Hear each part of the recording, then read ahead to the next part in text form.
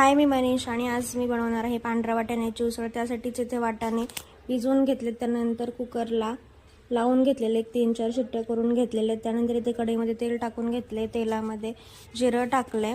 जिरं चांगलं तडतडलं की त्याच्यामध्ये मोहरी टाकली, त्यानंतर 2 तमालपत्राचे तुकडे टाकलेले, तिथे वाटण करून घेतले ते टाकले। वाटणामध्ये कांदा, टोमॅटो, लसूण, खोबरं, आलं, कोथिंबीर हे टाकून चांगलं मिक्स करून घेतलेले मिक्सरमधनं। त्यानंतर इथे वाटण टाकले। वाटणामध्ये याच्यामध्ये घरामधले मसाले टाकलेत, हळद, लाल तिखट, मिक्स मसाला, गरम मसाला, धने पावडर, कांदा मसाला, हे सगळे आपले डेली यूजचे मसाले टाकलेले, चांगले मिक्स करून घेतलेले।